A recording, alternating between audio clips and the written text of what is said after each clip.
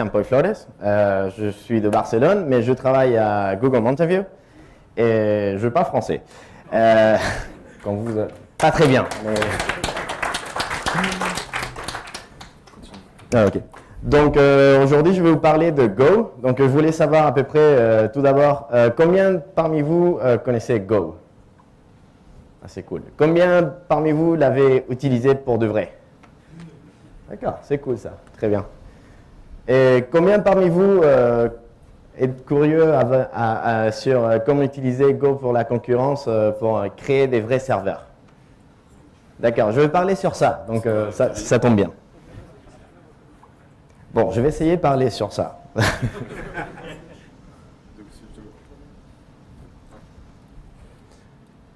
un devis, ça marche toujours pas, ça change. Apparently, it was not working because someone was using a Chromebook. Just saying. Est-ce qu'Alexis est dans le coin? Putain, je viens de changer là.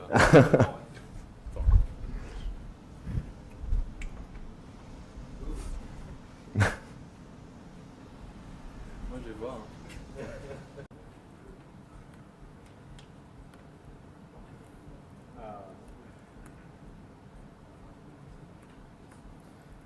Et voilà, merci. Donc, encore, Francis Campoy Flores. Et aujourd'hui, je vais parler sur les modèles de concurrence en Go.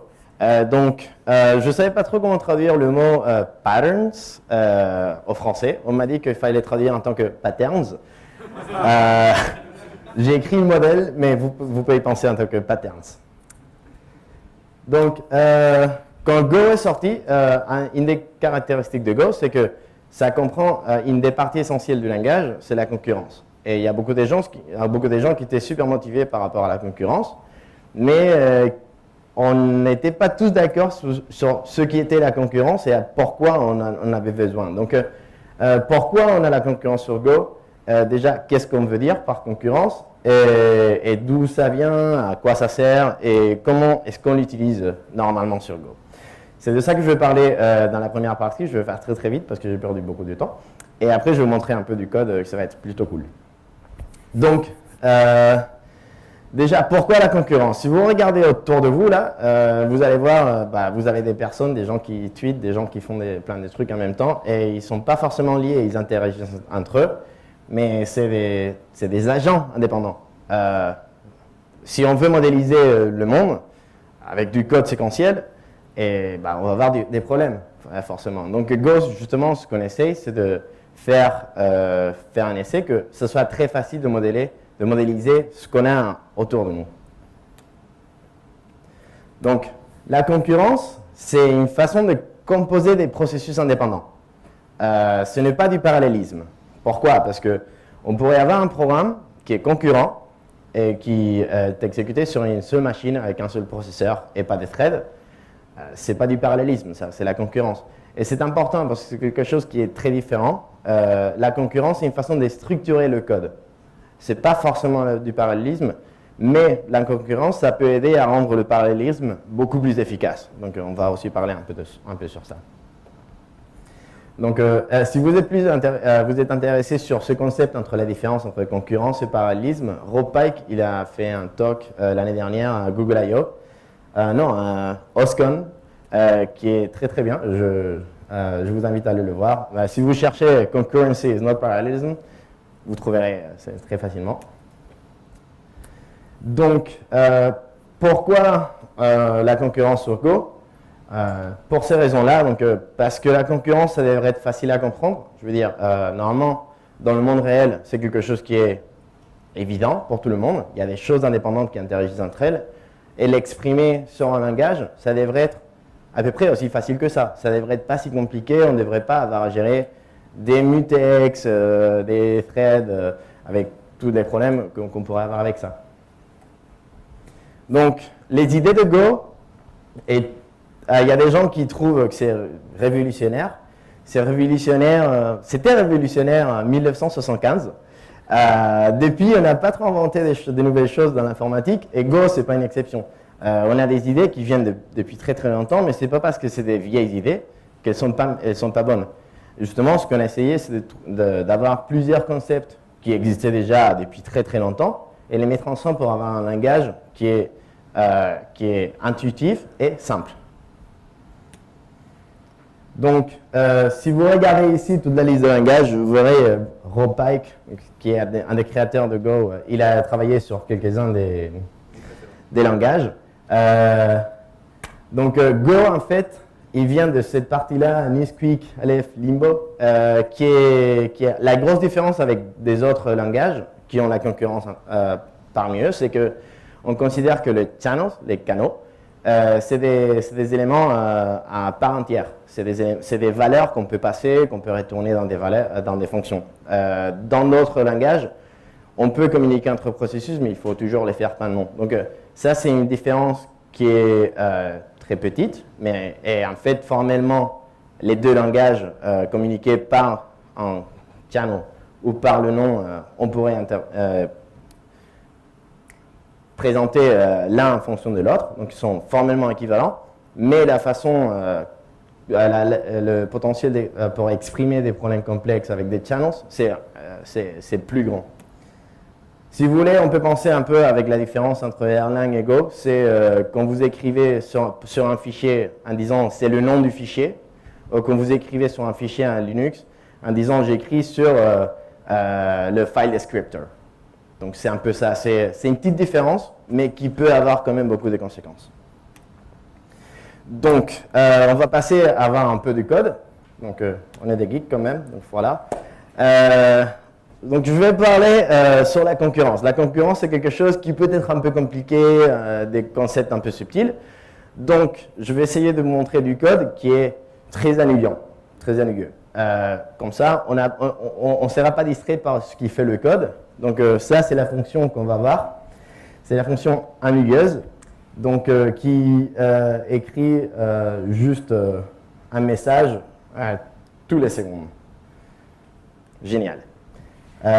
Donc ça, c'est du code qui est compilé et exécuté sur ma machine. C'est GoPresent. C'est mon collègue Andrew qui a créé ça. Donc on va l'utiliser pendant tout le talk. Maintenant, on va essayer de le faire un peu moins ennuyeux quand même. Ça va être aussi ennuyeux qu'avant, mais moins prédictible. Donc ce qu'on va faire, c'est on va attendre une période de temps qui va varier. Donc, maintenant, c'est aussi ennuyeux qu'avant, mais moins prédictible. Voilà. Donc jusqu'ici, rien de génial. Maintenant, jusqu'à présent, ce qu'on a vu, c'était ce code-là. Donc dans la fonction main, qui est la fonction principale, on appelle ennuyeux avec un petit message, ennuyeux, et on appelle cette fonction, la fonction commence à s'exécuter. Donc jusqu'ici, il n'y a pas de concurrence, c'est juste du code normal. Maintenant, quand il y a quelque chose qui est très ennuyeux, normalement ce qu'on fait, c'est on l'ignore. Donc ce qu'on peut faire ici, en exécutant la fonction ennuyeux avec le mot-clé Go juste avant, ce qu'on fait, c'est l'exécuter, mais en background, c'est-à-dire on l'exécute, mais on n'attend pas le retour.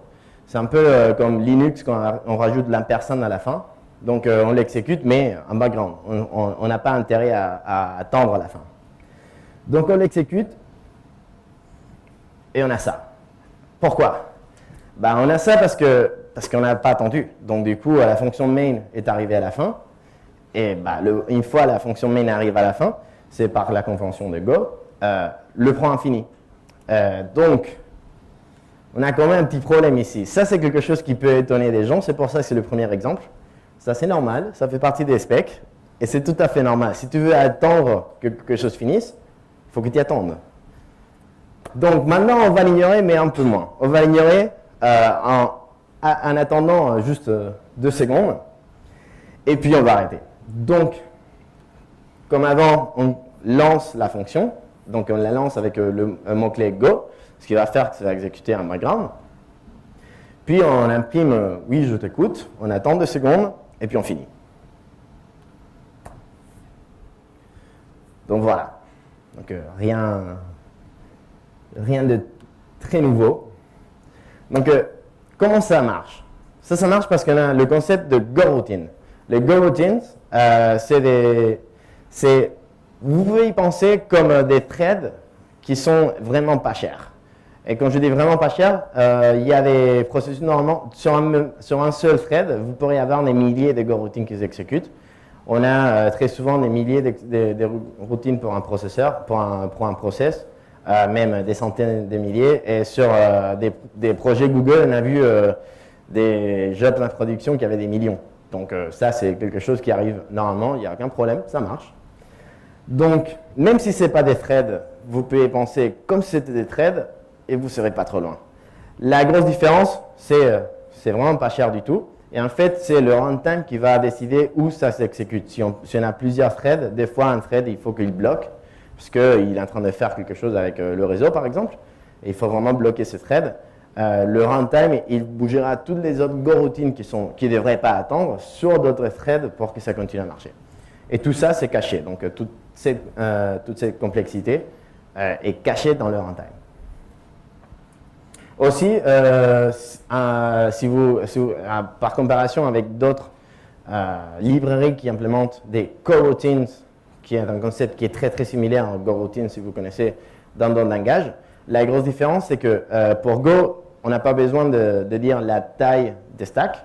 C'est quelque chose qui évolue avec le runtime. Donc, on va commencer par quelque chose de très petit. Après, ça peut grandir. Et si après, on n'a pas besoin de tellement d'espace, ça va rétrécir automatiquement aussi.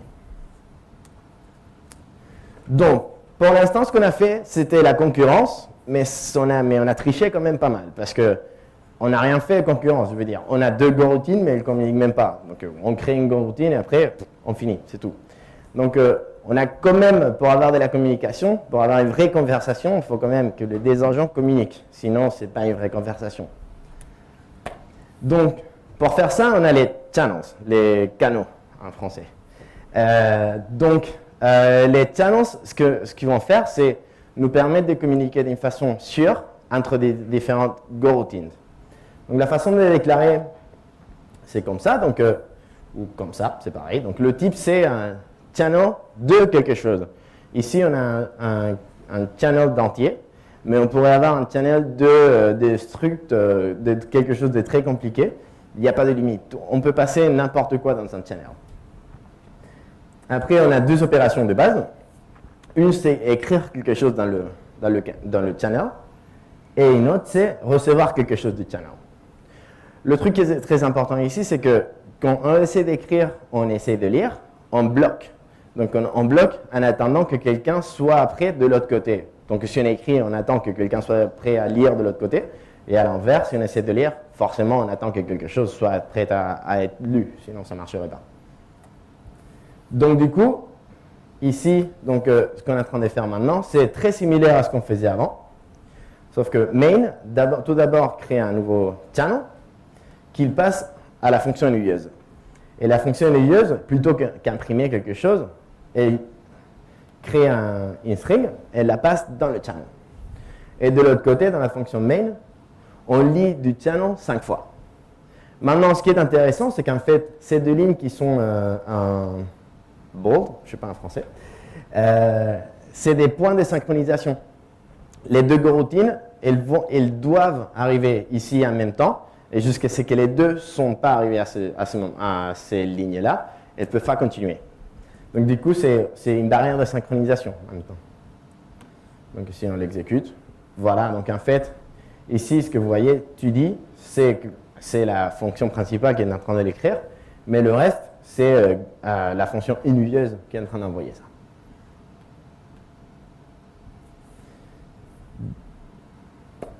Donc, aussi, il y a les buffer channels, ce que j'ai traduit au français par canon à tampon mémoire. J'ai dû chercher ça. On m'a dit que bufferiser, c'était aussi du français, donc des canaux bufférisés. On ne va pas parler beaucoup, c'est juste des channels qui en fait ne bloquent pas forcément. Donc, ils bloquent seulement quand on est en train d'écrire, ils bloquent que quand le channel est plein. Et il bloque aussi quand on lit, seulement quand le channel est vide. Voilà. On ne va pas en parler, ça peut être assez important pour des problèmes, pour certains problèmes, mais ça rend le raisonnement sur les goroutines un peu plus compliqué. Donc pour l'instant, on va éviter. Donc, Cette phrase est très importante. C'est l'approche Go pour la concurrence. C'est don't communicate by sharing memory, share memory by communicating. Donc, l'idée, c'est que dans beaucoup d'autres approches, ce qu'on fait, c'est avoir un pool de mémoire dans lequel on a des variables ou d'autres choses qu'on utilise pour communiquer. C'est-à-dire, par exemple, un mutex, tous les différents threads, ils ont accès à ça et ils font tout ce qu'ils peuvent pour se synchroniser, pour avoir l'accès à cette mémoire, en utilisant la mémoire pour se synchroniser. Nous, ce qu'on fait, c'est à l'envers. En fait, c'est on communique pour utiliser la mémoire. C'est-à-dire, on va, par exemple, passer un token dans les channels qu'on sait qu'ils sont thread safe. Et en fait, c'est la coroutine qui a ce token, c'est celle qui peut accéder à la mémoire seulement. Donc, c'est une façon différente à faire la concurrence. Donc, on va maintenant voir quelques façons d'écrire du code. Ça arrive très, très souvent. Donc, la première, c'est assez similaire à ce qu'on a vu tout à l'heure. Mais, en fait, on l'appelle générateur. Donc, c'est une fonction qui renvoie un channel. Et en fait, ce qu'on fait, c'est ce channel, on peut l'utiliser autant de fois qu'on veut. Donc, pour la fonction qui appelle la fonction ennuyer maintenant, c'est que ça renvoie un channel.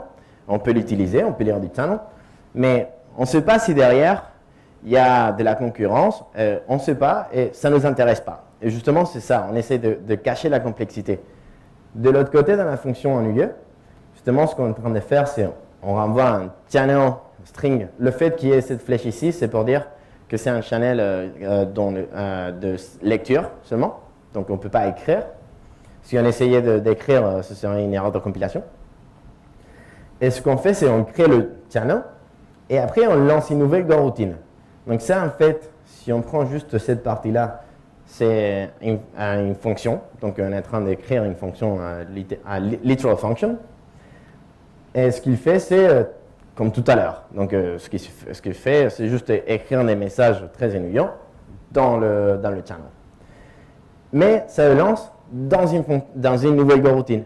Et dès que c'est lancé, il renvoie le channel. Et après, on peut lire dans ce channel et on ne se soucie pas s'il y a une coroutine derrière ou pas. Donc ça, c'est le pattern du générateur. Donc si on le lance, ça marche pareil, sauf que je n'ai pas traduit le do say. Ce qui est bien de cette approche-là, c'est que ça nous permet de voir les channels comme des points d'accès au service. Donc par exemple, on peut avoir plusieurs messages ennuyants en même temps, ce qui est génial. Donc par exemple ici, quand on appelle ennuyeux et on passe Joe, on va avoir un channel qui envoie des messages ennuyeux avec le message Joe, et après Anne, et on peut les utiliser un après l'autre. Il faut savoir que c'est aléatoire le temps qu'on attend. Donc ça veut dire que ici, si Anne a un message à envoyer avant que Joe soit prêt, Anne doit attendre.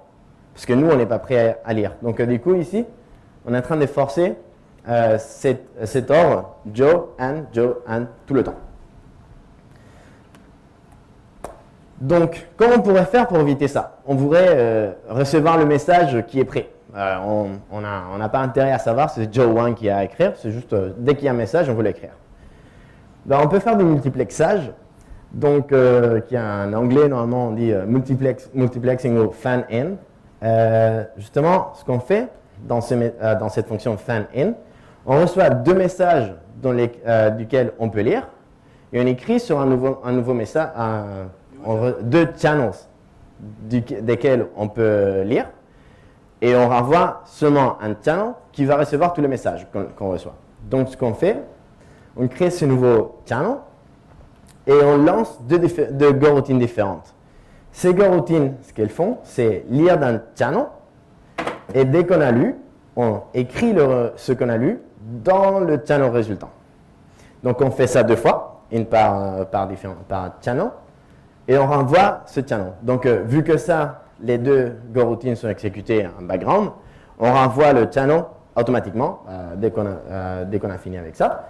Et après, on peut commencer à lire du channel sans se soucier de combien de gens ils sont en train d'écrire dans ce channel, parce que le multiplexage va prendre soin de mettre tout dans le même channel. Donc maintenant, si on lance ça, c'est aléatoire, donc voilà. Donc ici, par exemple, Joe, il était très vite, il a écrit 3 fois un message de suite, pendant que Anne écrivait rien. Donc maintenant, on peut se dire, ok, c'est génial, maintenant, je veux qu'ils écrivent quand même un message, un, et après l'autre. Pourquoi pas. Donc, comment on pourrait faire ça? Donc, ça, c'est un peu le schéma qu'on a tout à l'heure.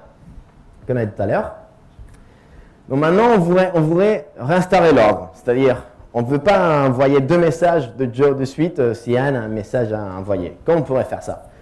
Donc, ce qu'on peut faire, c'est envoyer un channel dans le channel. Donc, ce qu'on fait, c'est le message maintenant, ce n'est pas seulement un message, une string, mais en plus, il y a un channel. Et ce channel, il va être utilisé pour notifier la personne qui a envoyé le message. Ok, c'est bon, tu peux continuer.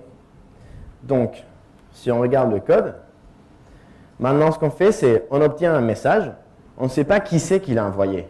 Mais dans ce message, il y a le message, la string dans le message, et il y a aussi un channel.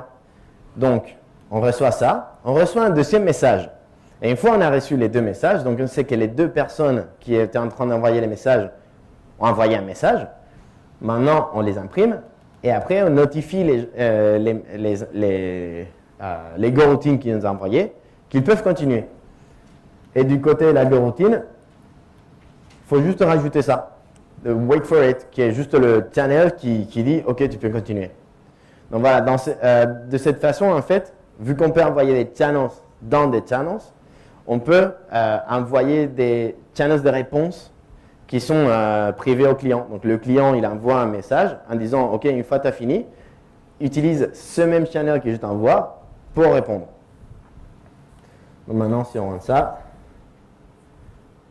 voilà, maintenant c'est par ordre Joe et Anne. Ok. Maintenant, on a un problème, c'est que des fois, on veut lire de plusieurs channels en même temps et qu'on peut faire du multiplexage, mais ce n'est pas toujours ce qu'on veut. Ce n'est pas toujours facile à écrire. Donc, du coup, on a cette structure qui s'appelle select. Select, c'est très similaire au switch, sauf que tous les cases, en fait, c'est des opérations sur des channels. C'est soit on lit d'un channel, soit on écrit sur un channel. Donc, par exemple, dans ce cas, on a ces 4 cas différents. Le premier, il dit, OK, j'essaie de lire de C1. Si quand on arrive à select, on peut lire de C1, on va exécuter ça.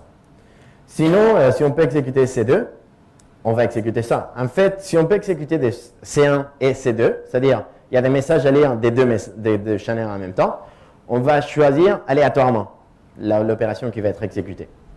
En même temps, on va essayer d'écrire sur un autre.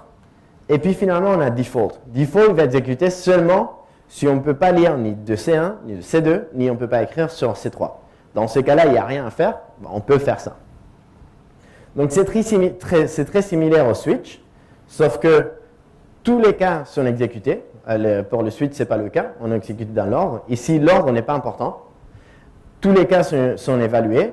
Et parmi tous les cas qui sont prêts à être exécutés, on choisit un aléatoirement. OK, donc le multiplexage qu'on avait tout à l'heure, c'était ce code-là. Maintenant, on va essayer de l'écrire en utilisant un select. Donc, c'est très simple. On remplace, avant on avait 2 goroutines différentes, une pour chaque channel. Maintenant, en fait, on a juste une goroutine qui fait un for infini. Donc, s'il n'y a pas de condition, pas d'initialisation ni d'induction, c'est un for through, donc while through. On fait un select et on regarde, est-ce qu'on peut lire de input 1 dans ce cas-là? En fait, on est en train de prendre cette valeur qu'on a lue, on la met dans la variable S qu'on vient de déclarer et on l'a écrit dans le channel C. Et si ce n'est pas input 1 mais input 2, c'est comme ça qu'on va lire cette valeur et la mettre dans le channel. Donc si on fait comme ça, ça a marché exactement comme avant. Il n'y a absolument aucune différence. Select, c'est aussi très puissant parce qu'on peut faire des trucs assez sympas. Par exemple, on peut utiliser select pour faire timeout. Donc, de ce cas-là, ce qu'on va faire, c'est on va lire, donc on va commencer, on va laisser parler Joe. Et si Joe prend plus d'une seconde pour écrire un message, on va s'arrêter, on ne va plus attendre. Donc, c'est comme ça qu'on fait. C'est si Joe a quelque chose à dire, on affiche son message. Sinon, si Joe n'a rien à dire pendant time after, donc time after, en fait, c'est une fonction du package time de la standard library. Et ce qu'il fait, c'est après une seconde, après la durée qu'on passe, ça renvoie une valeur dans le channel. Donc, à chaque fois qu'on arrive dans select, on évalue ça. Donc, on crée un nouveau channel, un nouveau compteur qui commence un nouveau timer. Et après une seconde, cette opération-là, elle sera disponible. Donc, si après une seconde, Joe n'a rien dit, on arrête. Donc maintenant, si on le lance, c'est aléatoire, donc ça pourrait durer toute la nuit, mais ça devrait finir. Bon, essayons. C'est censé finir. Peut-être qu'une seconde, c'était trop. Je vous jure, j'avais vu finir avant, mais bon. Bref.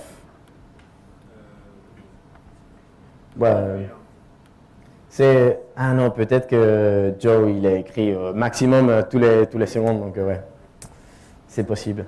Donc maintenant, on va faire quelque chose de différent. Avant, c'était si Joe prend plus d'une seconde entre deux messages, on finit. Maintenant, on n'a pas intérêt à savoir combien, s'il envoie un message tous les secondes, mais ce qu'on veut faire, c'est on écoute seulement pendant 5 secondes et après, c'est fini. Donc ça, c'est la façon de faire. On crée le timer avant la boucle. Donc, le timer, il va être initialisé à ce moment-là. Et 5 secondes après, on va avoir un message dedans. Donc, ce qu'on va faire, c'est si Joe a quelque chose à dire, on l'affiche. Et sinon, une fois timeout est prêt, on affiche le message.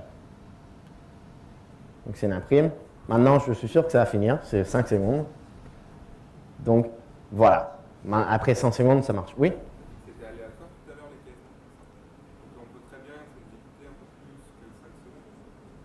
Non, ça pourrait durer un peu plus de 100 secondes parce que on pourrait avoir des millisecondes des fois en fonction du runtime. Mais ça, dans ces cas-là, si ça prend plus de temps, si par exemple cette partie du code-là, elle pourrait durer 1 minute, par exemple, on pourrait au max avoir 100 secondes et 1 minute, par exemple. Oui. Oui, mais les routines qui sont lancées par le select, ce ne sont pas des go-routines, ce sont des routines séquentielles. Là. Ici, ce n'est pas des go-routines. Ici, en fait... On pourrait faire des go-routines pour les caisses, non? Oui, on pourrait très bien lancer... Oui, on pourrait, par exemple, si on avait un processus qui durait 1 minute, on pourrait très bien le lancer dans une nouvelle go-routine.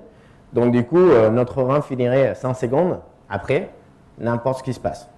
On pourrait toujours faire ça, oui. Maintenant, imaginons qu'on a justement ce cas-là et qu'on veut dire à Joe, OK, arrête de parler. J'en ai trop. Donc, on peut faire ça. La façon de faire ça, c'est d'utiliser à nouveau des channels. Donc, la façon, normalement, on l'appelle quit. Et on le passe à la fonction ennuyeux. Et en fait, on va utiliser ce channel pour lui dire, OK, arrête, c'est bon. Donc, en fait, ce qu'on fait, c'est dans la fonction ennuyeux, soit on écrit quelque chose dans le channel, soit si on peut recevoir quelque chose de quit, et en fait, on ne garde pas la valeur. C'est pas important. Ça pourrait être true, false. C'est pas important. Dans ce cas-là, si on était intéressé, on la garderait. Mais dans ces cas-là, on prend juste la valeur et on finit. Donc maintenant, si on exécute ça, voilà, on a lu en fait, le numéro qui était aléatoire, c'était 2. Donc on a lu deux valeurs de Joe. Et après, on l'a notifié qu'il fallait arrêter. Maintenant, il y a un petit problème avec ça. c'est que, imaginons que quand on notifie Joe, il faut que tu arrêtes. Joe, il faut qu'il exécute une tâche de clean-up qui dure 1 minute. Et que main, il faudrait qu'il attende. Parce que si main arrête, bah, le clean-up ne sera jamais fait. En fait, ce qu'on peut faire, c'est réutiliser quit. Donc, on va faire un aller-retour. On va dire à Joe, OK, Joe, arrête. Et on va attendre que Joe nous réponde, OK, c'est bon. Voilà, c'est ce qu'on fait maintenant. Donc, tout ça, c'est comme tout à l'heure. Sauf que maintenant, une fois on a envoyé un message à Joe en lui disant « OK, arrête, j'en ai marre », on attend après que Joe réponde dans la même channel. Et en fait, Joe, ce qu'il fait, c'est dans le case quit, dans le cas où il reçoit une notification pour lui dire « arrête », il exécute la fonction de cleanup, et une fois qu'il a fini avec cleanup, il envoie un nouveau message dans le quit en disant « OK, c'est bon, j'ai fini, maintenant tu peux arrêter ». Donc, si on exécute ça, voilà, donc le A+, c'est en effet un message que Joe a envoyé à notre GoRoutine main. OK, maintenant, le jeu du téléphone avec des gophers. Donc, le jeu du téléphone, je suppose que vous avez tous joué. En anglais, ça s'appelle Chinese Whisper. Ce qui est sympa parce qu'ils ont avec des mégaphones, mais donc faire des whispers, c'est compliqué. Mais ce qu'on va voir, c'est, on va voir 100 000 GoRoutines. Donc on va créer 100 000 GoRoutines avec 900 999, 900, voilà, je suis très mauvais avec les numéros. Mais 100 000 moins 1 channels pour tous les faire communiquer. Et on va mettre une valeur au début. Et en fait, pour simuler le jeu du téléphone, on va rajouter 1 à chaque fois. Et on va recevoir la valeur à la fin. Et après, on va tout détruire. OK? Donc voilà, ça c'est le code. Donc, un peu, il y a les détails, je ne vais pas rentrer dans les détails, mais à peu près ce qu'on fait, c'est créer ça, mais avec 100 000 gophers. Et quand je vais cliquer sur Run, ça va envoyer ce code-là sur un processus qui run sur ma machine, celle-là qui ne marche pas très bien. Ça va compiler et ça va tout faire le run et ça va montrer le résultat. Voilà. Donc ici, on a créé 100 000 GoRoutines avec 100 000 channels et c'est ça le temps que ça prend. Donc en effet, les GoRoutines, on peut penser que c'est des threads. Ce n'est pas des threads, c'est beaucoup moins cher. Donc voilà, une petite démo d'à quel point ça peut être vite. C'est une bonne machine, mais bon, c'est pas si bien. J'ai pas une data center ici, donc. Ok, maintenant, on a vu quelques exemples, mais c'est quand même des petits jouets. C'est des petits exemples. Dans du code des serveurs de Google, très probablement, on n'aura pas du code comme ça. Donc, Go, il a été créé justement pour créer des gros serveurs. Des serveurs et des gros systèmes. Donc, maintenant, on va essayer de faire on va créer, je vais vous montrer le code source de Google, à peu près, sauf que ça va être complètement faux. donc, ce qu'on va faire, c'est faire la même chose que Google. Ce que fait Google, c'est on reçoit une requête et on répond avec des résultats. Et les résultats, en fait, ça vient de plusieurs sources. C'est des pages web, c'est des vidéos YouTube, et puis quelques annonces, quelques-unes. Comment on fait pour les obtenir? En fait, ce qu'on fait, c'est on doit envoyer la requête à chacun des systèmes, mettre tous les résultats ensemble et les renvoyer à l'utilisateur. Donc, c'est ça qu'on va faire. Sauf qu'on va le faire forcément très faussement. Donc, ce qu'on va faire, c'est on va attendre quelque chose entre 0 et 100 millisecondes et on va renvoyer une string en disant ça, c'est le résultat pour la vidéo, pour la query, quelque chose. Donc, c'est tout ce qu'on va faire. Donc, voilà, vous allez rater un peu tout ce qui est la partie qui fait l'argent. Mais vous allez quand même avoir la partie intéressante pour Go. Donc, on va avoir 3 services qui sont des fake search, un pour le web, un pour l'image, un pour les vidéos. Donc, si on exécute ça, je vais rajouter quelques lignes. Donc, la première, c'est pour faire que ce soit vraiment aléatoire. Sinon, à chaque fois que je fais run, j'aurai le même résultat. Donc, on peut l'initialiser, le package run, avec le temps. Et après, ce qu'on fait, on commence, on compte le temps et on l'affiche à la fin. Donc, je fais ça. Voilà, ça a pris 132 millisecondes. Donc, ça pourrait prendre n'importe quoi entre 0 et 300 millisecondes parce qu'on exécute 3 routines, 3 services et chacun peut prendre jusqu'à 100 millisecondes. Donc, voilà, ça peut prendre assez longtemps.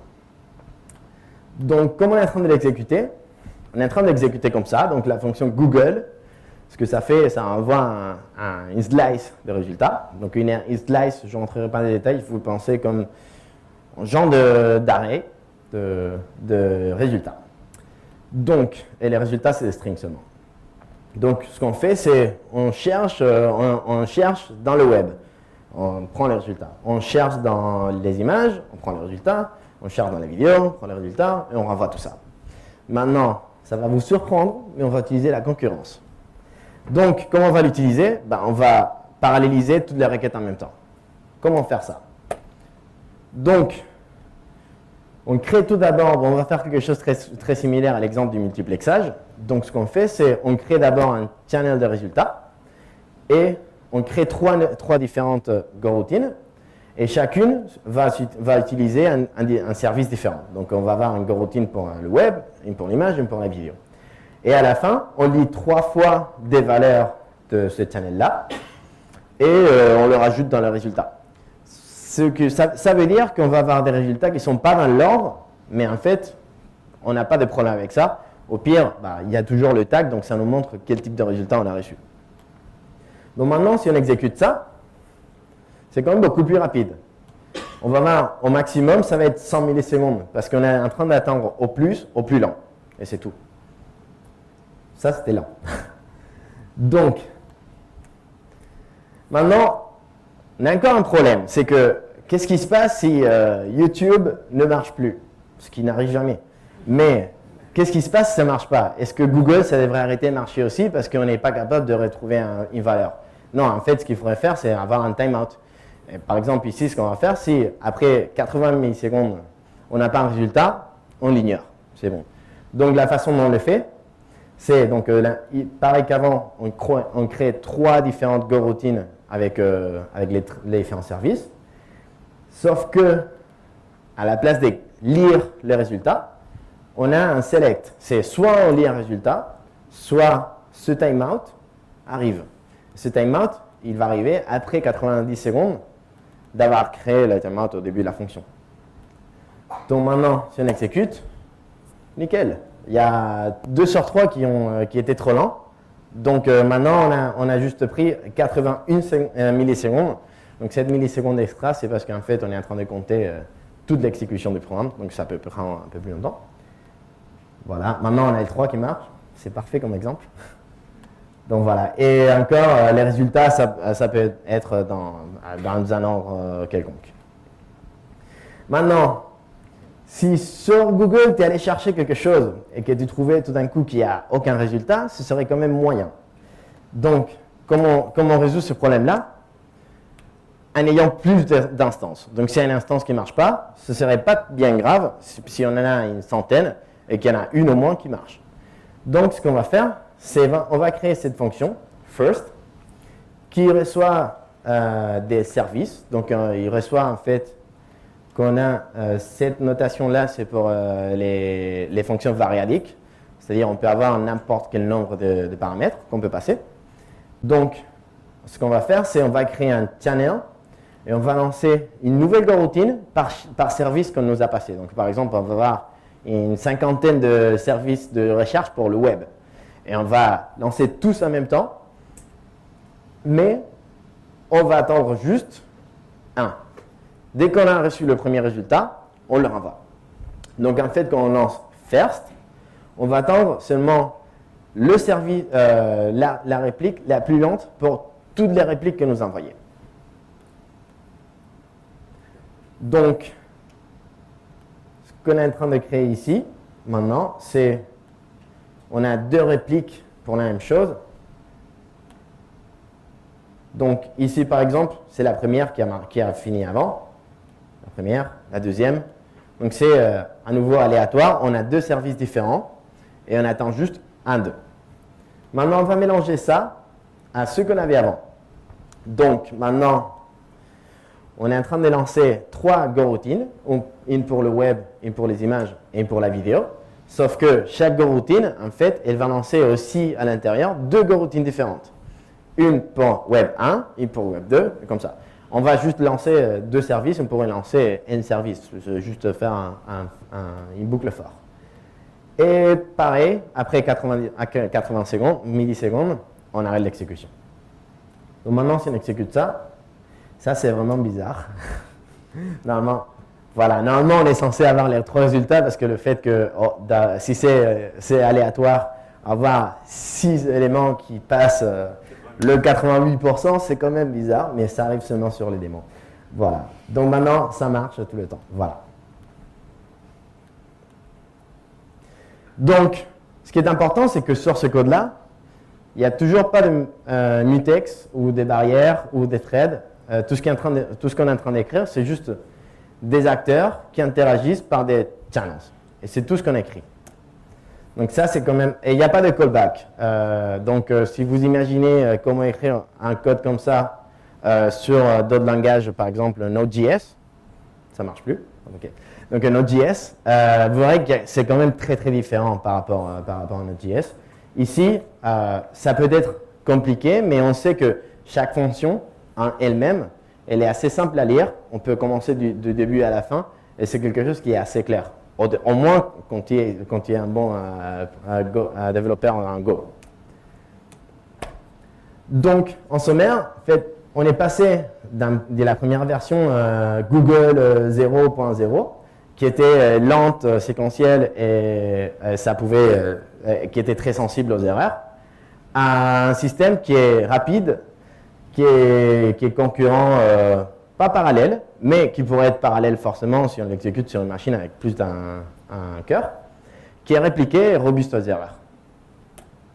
Donc si vous voulez savoir plus de comment utiliser la concurrence sur d'autres talks, il y a des gens qui l'ont fait, par exemple, il y a un load balancer c'est un talk assez sympa. Chevrolet, c'est le talk que Andrew Duran, mon collègue, a présenté la dernière fois qu'il est venu à Paris. C'est assez sympa. C'est Chatroulette, mais c'est que du texte, donc c'est bien. Et puis, c'est beaucoup plus sûr, surtout pour les démos. Donc, les 2 derniers exemples, en fait, c'est un peu plus élevé du niveau mathématique, mais c'est très intéressant comment on représente des modèles mathématiques complexes en utilisant des goroutines et des channels. Maintenant, donc la concurrence, c'est quelque chose qui est super cool. Vous avez des channels, vous avez des goroutines. Avec ça, vous pouvez faire beaucoup de choses. Mais des fois, on n'a pas besoin. Des fois, tout ce qu'on veut faire, c'est on veut avoir un compteur que tout le monde peut incrémenter. Pour ça, le plus simple, c'est d'avoir un mutex. Et Go offre aussi des mutex. Il y a les 2 packages Sync et Sync Atomic, Sync pour synchronisation, qui offrent ce genre de service. Et il ne faut surtout pas hésiter à l'utiliser. Normalement, c'est pour résoudre un problème beaucoup plus petit. Mais si on est capable de résoudre un problème petit avec du code simple, c'est toujours beaucoup plus sympa que commencer à écrire des goroutines et des channels juste pour le plaisir de faire quelque chose de compliqué.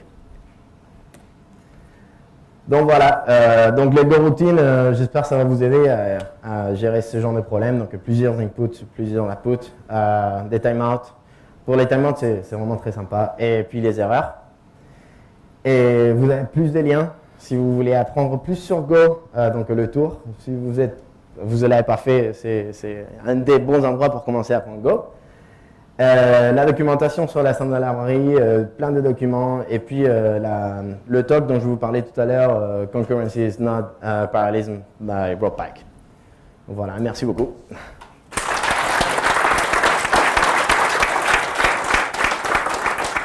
Si vous avez des questions maintenant. Est-ce qu'on a des questions?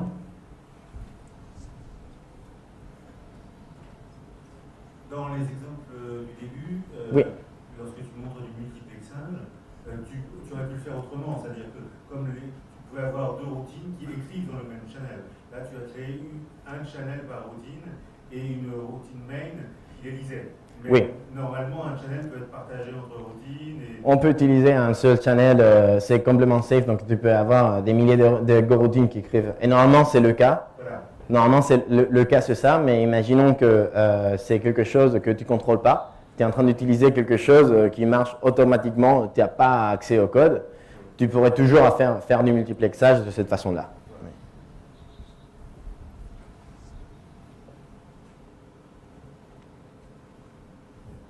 J'ai Oui. une question rapide. Ah oui, vas-y. À mon avis, ça peut devenir aussi très compliqué rapidement. Est-ce qu'il y a un bon outillage pour débugger? Donc, on a du... C'est moi qui le dis, ça sonne bizarre, mais on a du très bon outillage. Donc, on a notamment le runtime est capable de détecter des deadlocks et des cas où il y a un bug. Le runtime le détecte et le notifie en disant exactement qui est en train d'attendre où. Donc, ça peut être très pratique pour débugger. Et on a aussi un autre outil, c'est un DRS condition. Donc, ça te permet en fait de savoir s'il y a à un moment, il y a deux goroutines qui sont en train d'essayer la même valeur de façon pas protégée. C'est-à-dire, par exemple, il y a deux goroutines qui essaient d'incrémenter la même valeur en même temps. Les deux sont en train de recevoir la même valeur et d'écrire la même. Donc, en fait, on a incrémenté seulement une fois et pas deux. Donc, on a des outils pour détecter ça aussi. Oui. Oui.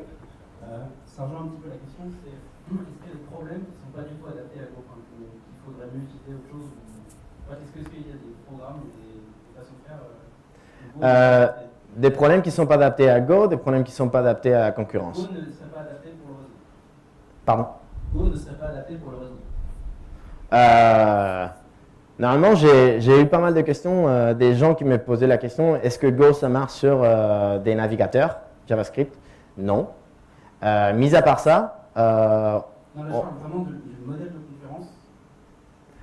Non, parce que justement, on offre un nouveau modèle de concurrence, mais on ne le force pas. C'est-à-dire, tu as l'option en tant que développeur d'utiliser les channels et les goroutines, mais tu as aussi des mutex.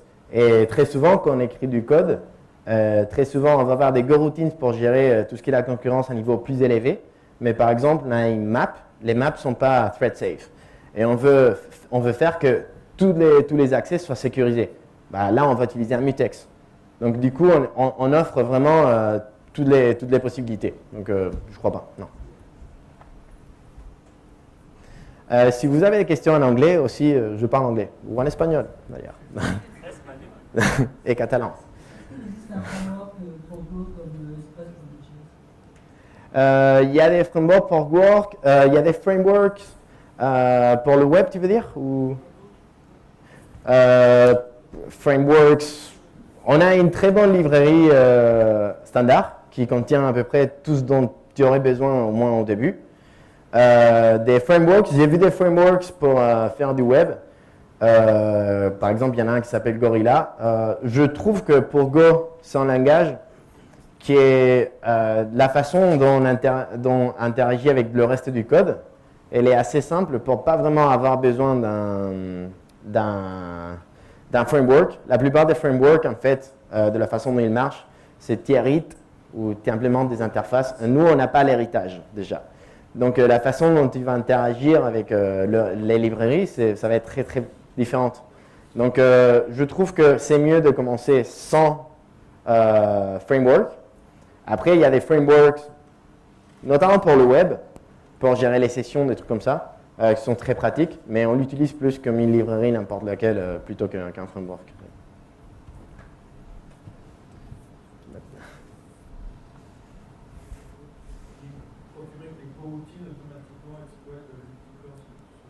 Oui.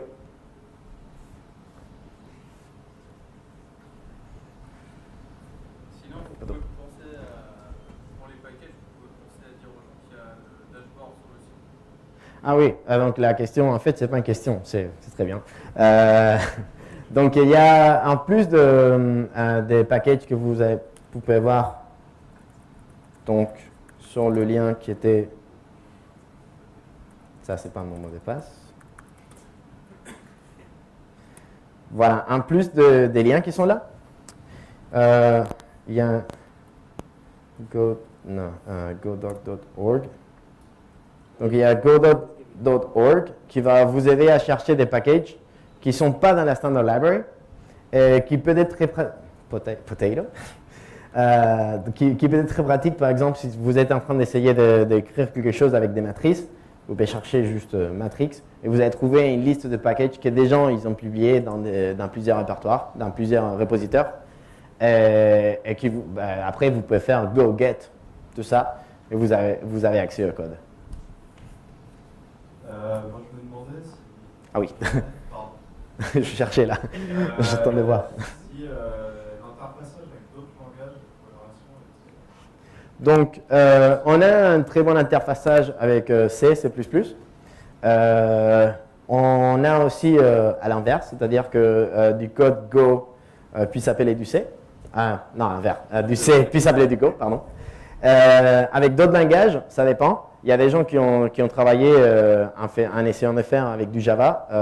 Je ne connais pas vraiment. Dans Google, on utilise très souvent depuis du code Go, appeler des librairies qui sont développées en C et C++, ce qui arrive très souvent. Pareil pour Python, ils font la même chose.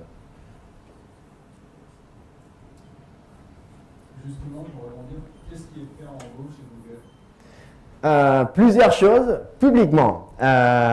La page de téléchargement de Google. C'est-à-dire, si tu vas à dl.google.com, là où tu télécharges Google Earth ou Google Chrome, tous ces produits, des gros binaires, la page de téléchargement, elle est écrite complètement en Go.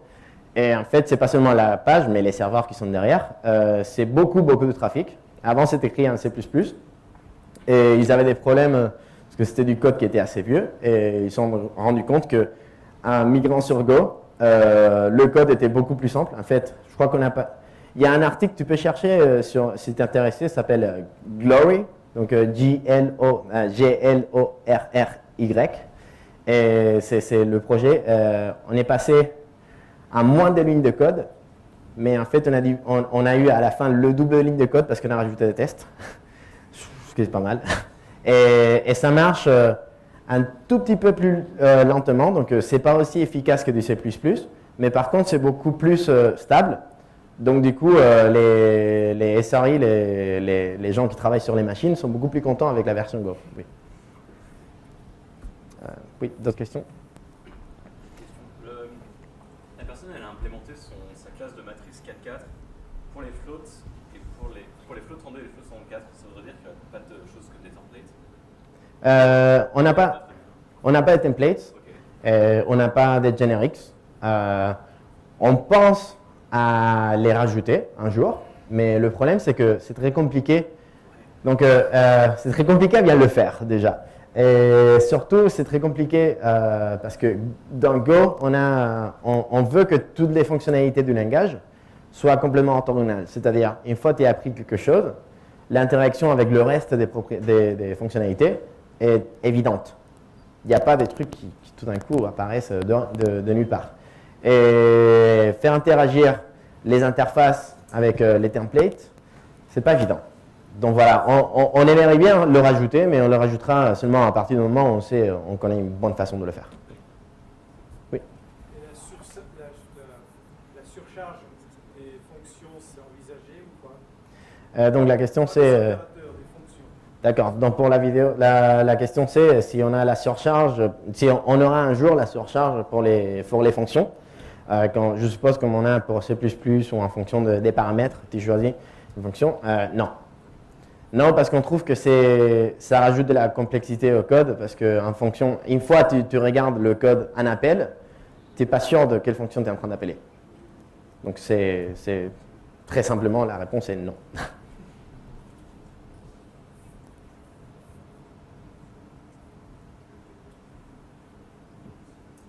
Je crois qu'il y a une question là-bas, peut-être la dernière. Juste pour revenir sur les templates et les génériques, j'avais pu comprendre que Yann Dever a commencé à travailler dessus sur GCC Go. J'entends pas vraiment. Sur GCC Go, il me semble qu'il avait commencé à avoir une version. Il y a eu plusieurs versions, mais il n'y en a aucune qui rend content tout le monde jusqu'au point où on l'accepte. Et donc, pour toutes les fonctionnalités qu'on a dans le langage, les 3 créateurs du langage, donc Rob Pike, Ken Thompson et Robert Griesemer, ils ont lutté entre eux pendant longtemps pour arriver à un consensus. Et il y a beaucoup de fonctionnalités que une des personnes voulait avoir dans le langage, ne sont pas arrivées au consensus, la fonctionnalité n'a pas été rajoutée. Donc pour les templates, qui est beaucoup plus problématique, je ne crois pas qu'on aura ça bientôt. Mais une fois que tu commences à écrire du code, tu te rends compte que c'est pas si grave que ça en fait. Je suis d'accord que pour écrire du code serveur ou le genre de bibliothèque que tu nous as montré, oui, mais pour une communauté un petit peu plus scientifique, je fais partie de cette communauté-là, avoir des fonctions qui puissent opérer sur l'échelle de software. J'entends vraiment pas. Avoir une fonction, écrire une fonction générique qui puisse ensuite opérer sur des entiers ou des matrices d'entiers. On peut faire ça. D'un point de vue, quand tu es en train de faire du calcul scientifique, normalement, tu vas utiliser un entier d'une taille donnée ou des floats d'une taille donnée. C'est bizarre que tu aies des floats d'une taille ou d'une autre, que tu passes d'un à l'autre sans le savoir. C'est plutôt dangereux. Mais tu peux toujours faire des fonctions génériques, parce qu'en fait, tu peux utiliser des interfaces. Et il y a même l'interface vide. L'interface vide, c'est quelque chose qui, tous les éléments l'implémentent. C'est-à-dire, tu peux recevoir, par exemple, print, il reçoit des éléments à interface vide. Donc, tu peux toujours faire ça, il n'y a pas de souci. Après, oui, il y a des cas où peut-être ce serait mieux d'avoir des templates, mais pour l'instant, on ne les a pas. Je crois qu'on va finir ici. Je vais être dehors en buvant des bières avec vous. Donc, si vous avez des questions, je suis content à vous répondre. Merci.